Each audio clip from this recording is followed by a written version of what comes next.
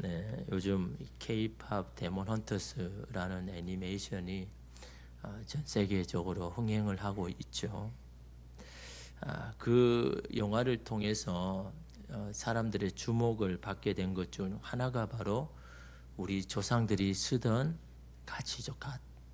갓은 우리는 뭐 영화나 여러를 통해 가지고 이 갓을 봤지만 우리 아닌 다른 나라에서 이 갓은 참 신기하게 생겼죠.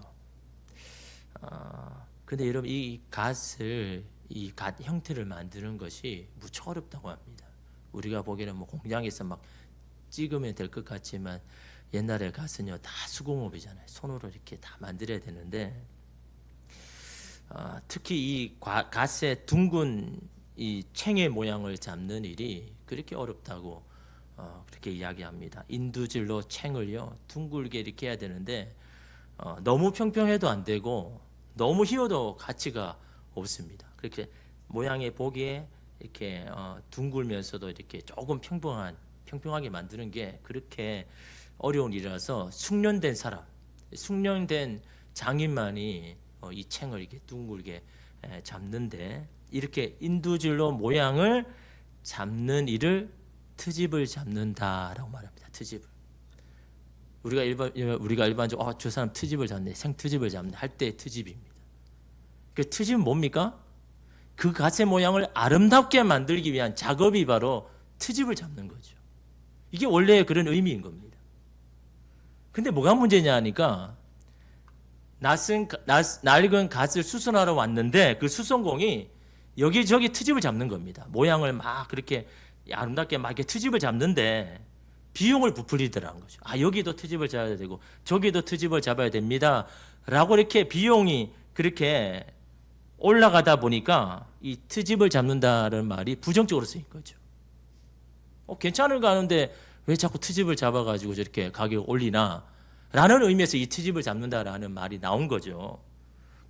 돌아보면요, 원래 트집을 잡는다는 거는 갓의 모양을 아름답게 만들기 위해서, 꾸미기 위해서, 가치를 높이기 위해서 하는 건데 이 수선공이 자기의 이익을 추구하면서 생트집이 된 거죠.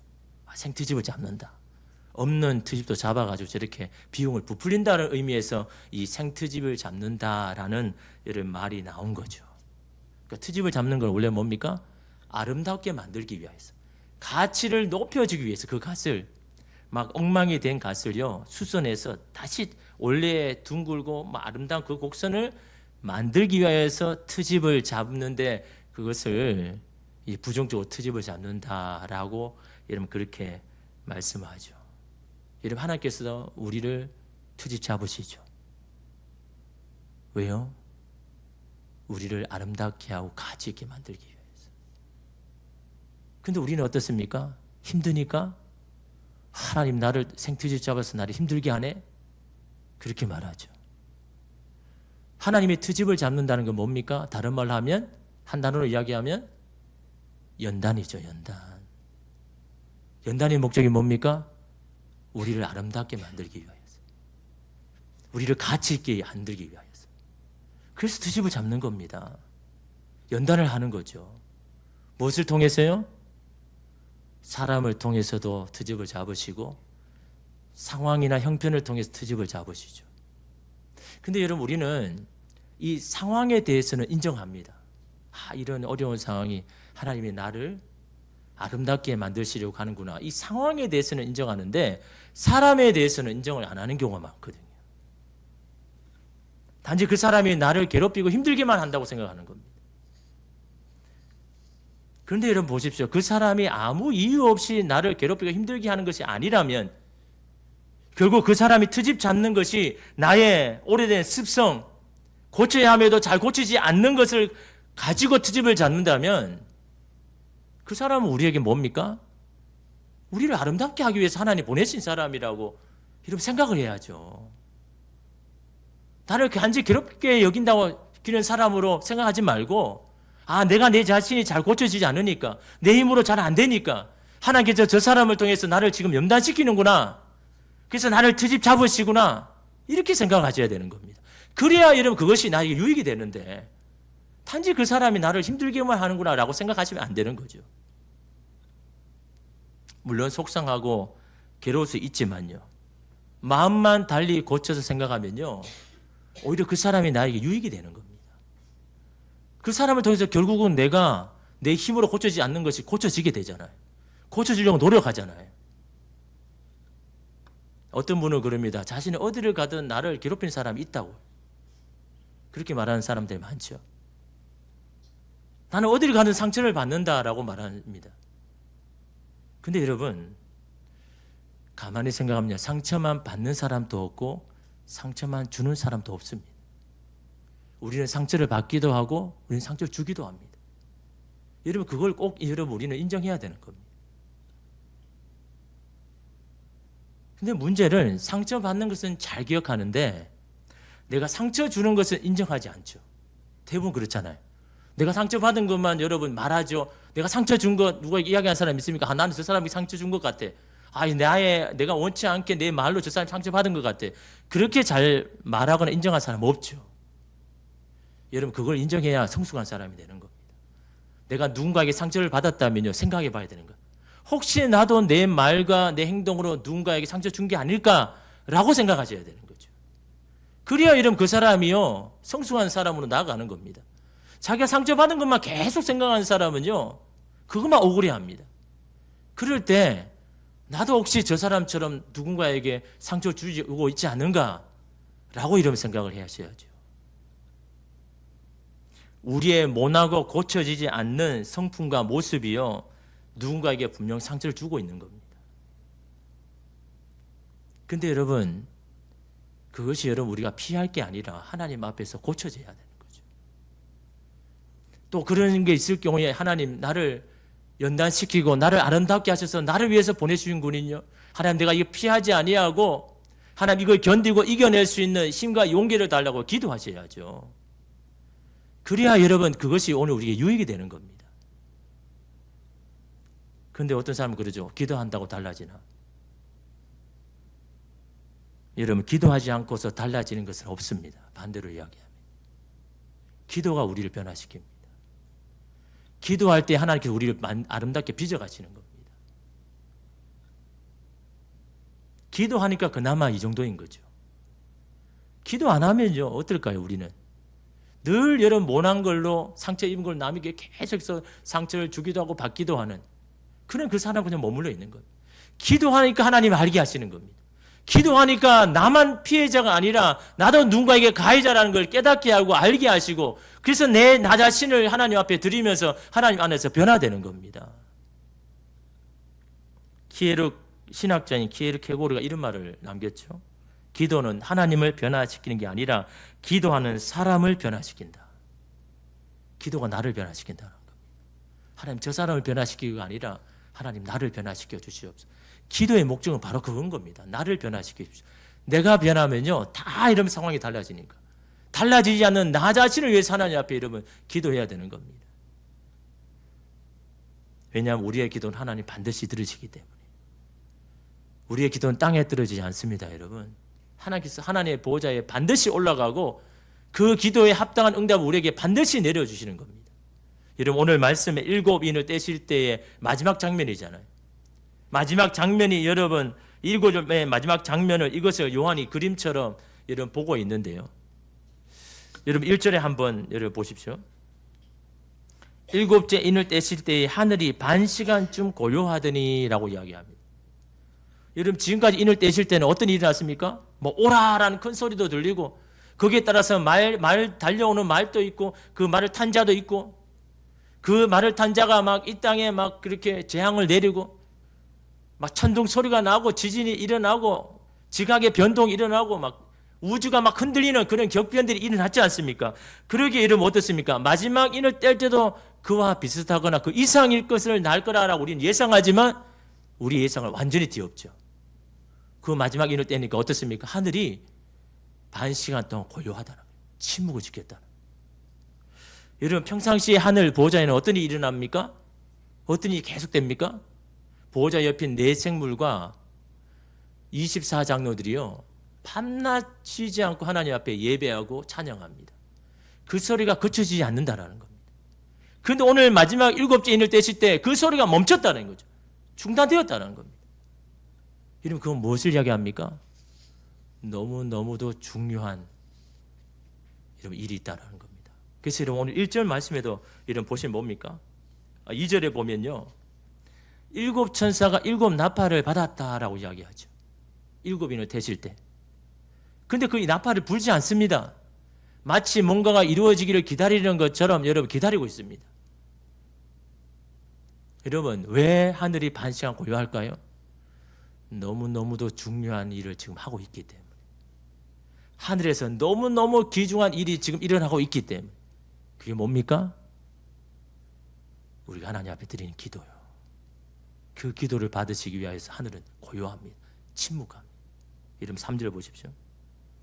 또 다른 천사가 와서 제단 곁에 서서 금향로를 가지고 많은 향을 받았으니 이는 모든 성도의 기도와 합하여 보좌 앞 금제단에 드리고자 함이라. 이것 때문에 하늘이 고요하대요. 반 시간 동안 침묵을 하고 있습니다. 지금 모든 성도의 기도가 하늘 보좌에 막 올라가는 그 순간인데 하나님은 지금 하늘의 모든 것을 다 멈추시고 그 성도의 기도를 들으려고 하신다는 거죠. 그걸 지금 우리에게 보여주고 있는 거예요. 무엇을 말합니까? 하늘이 반 시간 동안 고요하게 할 정도로 하나님 우리의 기도를 들으신다는 거예요. 하나님에게 우리의 기도가 얼마나 중요한지를 지금 보여주고 있는 겁니다. 너의 기도가 아무 소용이 없는 게 아니라 그 기도를 내가 듣기 위하여서 지금 모든 일을 중지하고 너의 기도를 지금 듣고 있다는 하나님에게서 기도가 어떤 의미인지를 우리에게 보여주고 있는 겁니다. 하늘의 일을 정지시키면서라도 그 기도를 들으시려고 하고 있다는 거죠.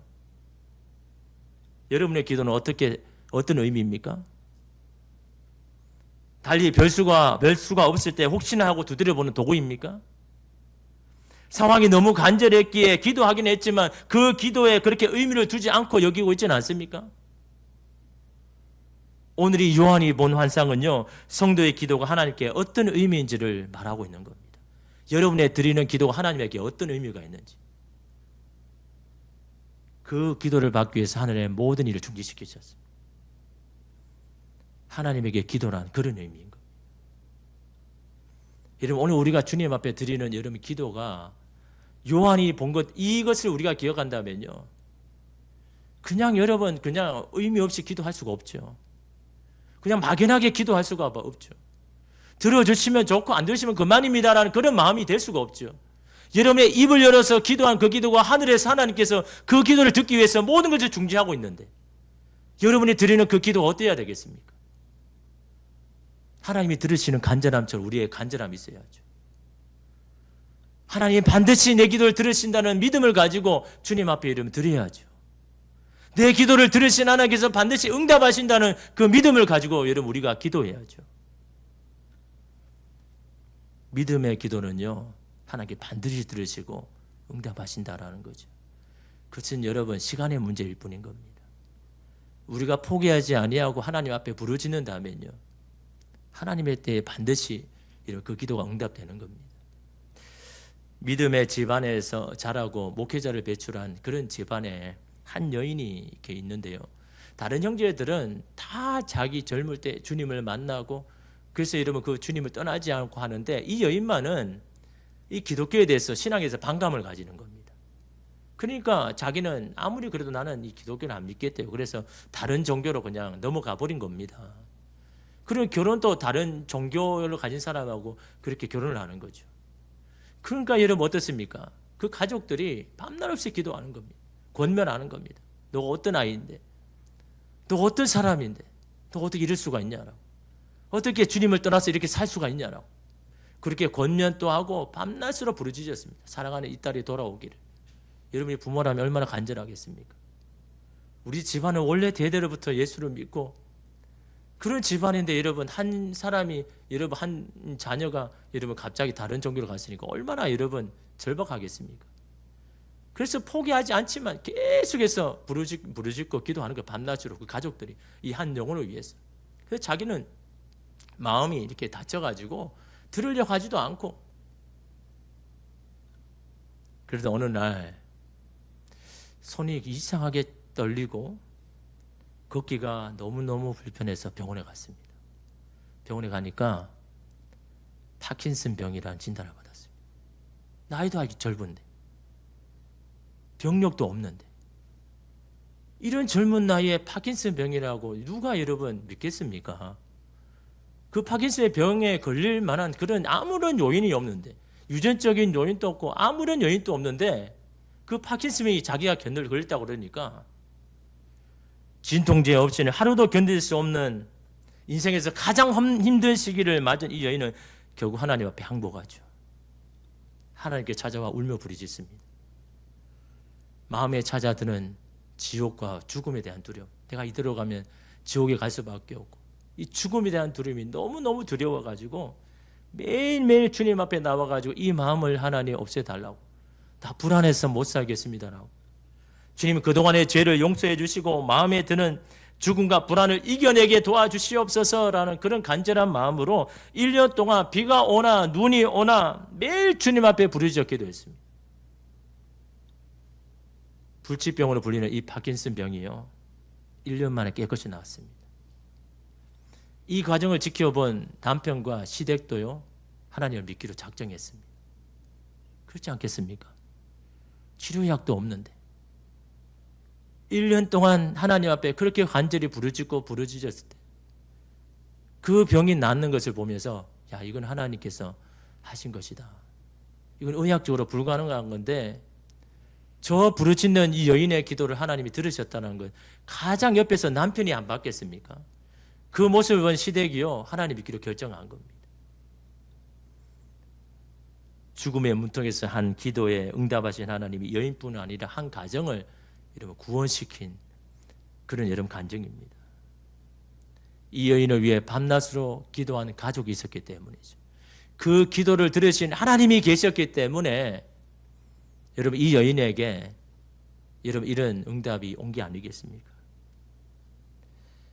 우리의 간절한 부르짖음을 들으시고 반드시 응답하시는 분이 여러분 하나님이신 겁니다.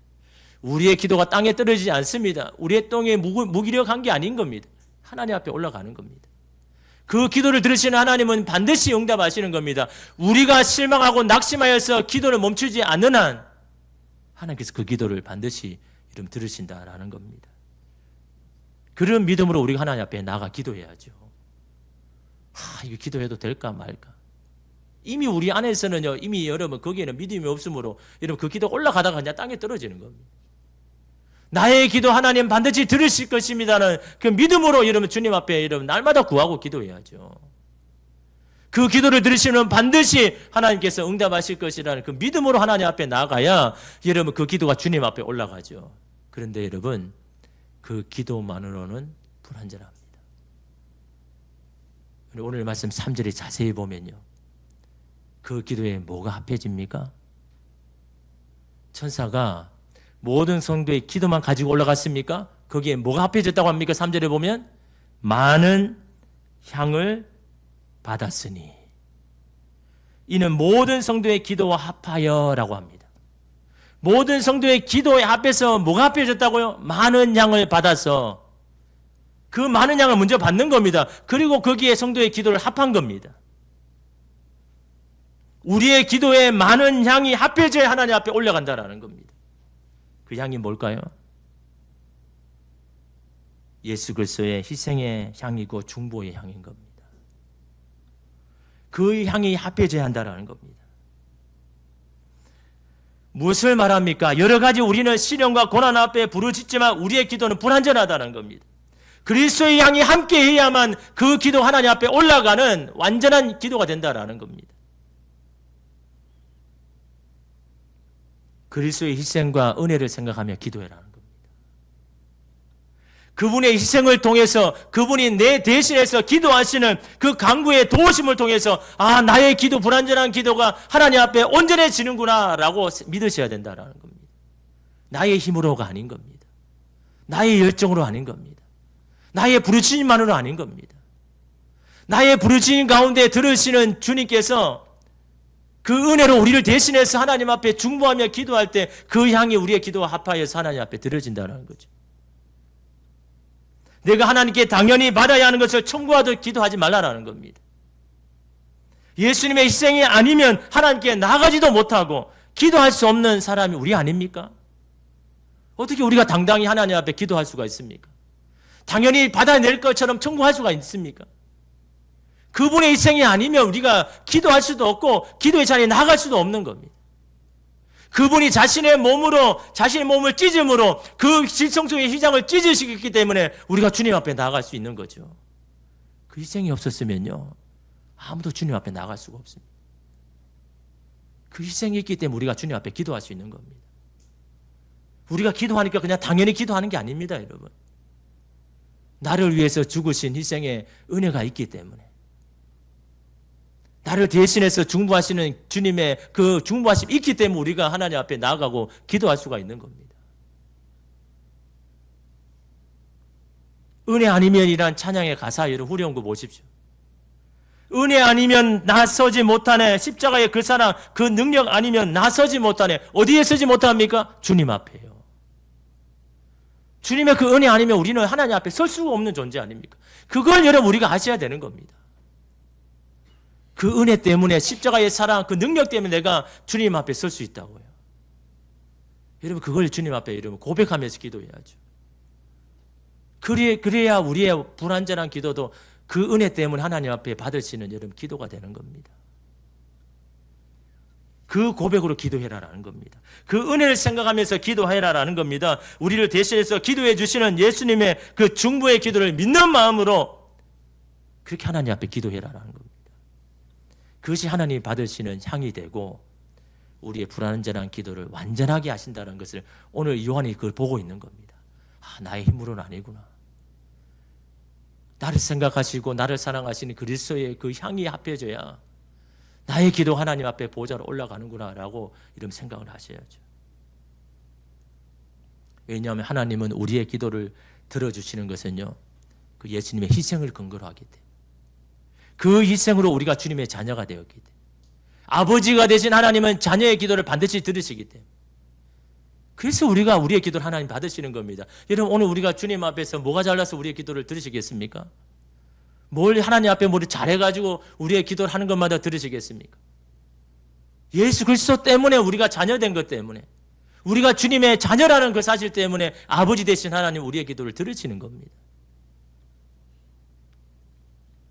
우리가 기도하는 것이 그냥 혼자 몸부림치는 것처럼 그렇게 느껴진다면요, 오늘 요한이 본 이 환상을 기억하십시오. 내가 혼자서 막 몸부림치며 기도할 때 그 하늘에서 그 기도를 지금 받으시고 들으신다라는 것을 말입니다. 이름 4절에 보십시오. 향연이 성도의 기도와 함께, 향연이 향의 연기라는 거죠. 그리스도의 향이 우리의 기도와 함께 천사의 손으로부터 하나님 앞으로 올라가는지라, 지금 그 요한이 보고 있는 겁니다. 우리가 기도할 때 그리스도께서 우리를 도와주셔가지고 그 향이 하나님 앞에 올라가는데 천사의 손을 통해서 하나님 앞에 올라간다는 거죠. 하나님의 은혜를 머금고 드리는 예배와 봉사도 하나님 앞에 그렇게 올라가는 겁니다. 은혜로만 들어가네, 은혜로만 선다네라는 찬양이 있죠. 은혜로만 주님 앞에 나아갈 수 있고 은혜로만 우리가 주님 앞에 설 수 있다라는 거죠. 그 은혜를 잊은 봉사와 헌신은 단지 무거운 짐이 되어버리는 거예요. 그 짐은 내려놓는다고 가벼워지는 게 아닙니다, 여러분. 은혜로 그 짐이 가벼워지는 겁니다. 여러분 이 사실을 기억하셔야 돼요. 근데 대부분 어떻습니까? 아, 내가 짐이 너무 무거우니까 그냥 내려놓으면 가볍겠지. 아니요. 그 짐은요, 은혜로만 가벼워지는 겁니다. 은혜를 깨달을 때 그 짐은 가벼워지는 겁니다. 그 은혜가 없으니까 그 짐이 무겁죠. 내가 맡은 그 직무가 너무너무 힘겨운 겁니다. 은혜 있으면요, 그 짐은 너무너무 가볍고 그 짐을 지는 게 기쁩니다. 그 짐을 기쁘는 게요, 내게 소망이 되고 희망이 되고 힘이 됩니다. 근데 은혜 아니면요, 그 짐이 너무너무 무거운 겁니다. 여러분 그 짐을 짊어가야 하나님의 뜻을 이루는데, 그 짐은요 나의 힘이 아닙니다. 은혜로 그 짐을 지어야 되는 거죠. 그 은혜를 잊어버리지 않으면요, 그 짐은요 우리가 들기에 너무너무 가볍고, 그 짐을 들수록 여러분 기쁜 이유가 바로 거기에 있습니다. 은혜를 잊어버리면 안 되죠. 나를 살려주시고 나를 구원하시는 은혜 아니면 우리가 뭘 할 수가 있겠습니까? 여러분을 살리시고 여러분을 도와주시고 지금까지 여러분 살려주신 주님의 그 은혜 아니면요, 여러분 우리가 주께서 우리에게 주신 짐을 어떻게 여러분 즐거워지겠습니까? 자꾸 세상적으로 생각하고 제 감정대로 마음대로 내가 이거 너무 힘든데, 내가 너무나 외로운데. 그러니까 무겁죠. 여러분과 함께 하시는 주님을 왜 이런 배제합니까? 여러분의 기도를 들으시는 주님을 왜 생각하지 아니하고 여러분 그 짐을 지려고 합니까?